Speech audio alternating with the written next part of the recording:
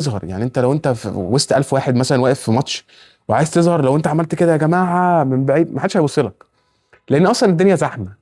لكن لو انت تميزت بقى، لبست مثلا تيشيرت اخضر في فوشيا ورحت جاي رافع ايدك كده يا جماعه، هتلاقي كله بيبص لك هيقول ماله ده. لكن لما تطلع عادي بتيشيرت مثلا ابيض او اسود في وسط زحمه وتصوت، محدش هيبص لك، لان كده كده الدنيا زحمه. ده نفس الفكره اللي في الانترنت سوشيال ميديا دلوقتي. هي زحمه بس الكرييتيف هو اللي هيظهر، الغريب اللي هو اقف عليه، اللي عمل لي اتراكشن او اتنشن سبان. دلوقتي قليل، الناس كلها قاعده تك تك تك تك تك، مفيش حد بيقف على فيديو لمده 10 دقائق او طولة بال. حتى اليوتيوب اصلا دلوقتي الريتس بتاعته قلت، ان هو مثلا كان بيدفع مثلا حاجه اسمها CPM، او ان هو يقيم الفيديو يديله فلوس اللي هي على الفيوز، يعني على المشاهدات.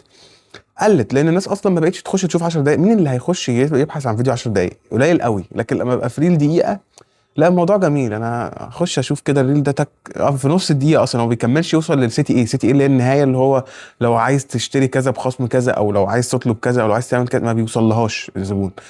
فهي اللعبه النهارده كرياتيفيتي، ان انت كرياتيف، تبقى مبدع، تعرف ان انت تجيب افكار صح للريلز بتاعتك، تبدا تظهر بشكل غريب، تبدا تبيع. خدت اتنشن خلاص. 2026 هي اتنشن فقط. هو زمان ما كانش النت زحمه زي دلوقتي، هو الانترنت دلوقتي زحمه قوي، بس هو مسحوم بالبوستات، معظمها ناس ما بتبيعش حاجه اصلا. يعني انا اتفرجت على ناس كتير، كل الفيديوهات هزار وبتاع، كونتنت حلو وجميل وبيجيب ريتش عالي، بس مفيش تارجت خالص ان هو مثلا يبيع حاجه، يجرب ان هو يسوق حاجه، يعمل حاجه. لا هو بس بينزل كونتنت وخلاص.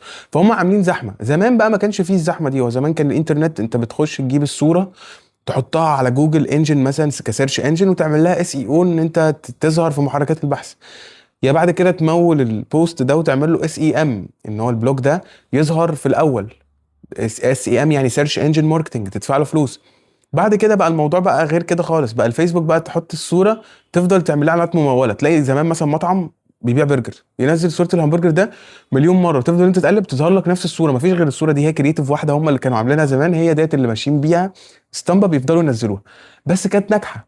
كانت الطريقه دي كانت ناجحه لان ما كانش فيه فيديوز. كان صعب موبايل يطلع كواليتي عشان تصور فيديو، ده كان موضوع تجيب كاميرا وقصه كبيره. لا النهارده انت بتطلع الموبايل دب خلاص، عملت فيديوز، عملت لها اديت، عملت كرييتيف، عملت 50 كرييتيف، اظهر لك بقى كل شويه بمره.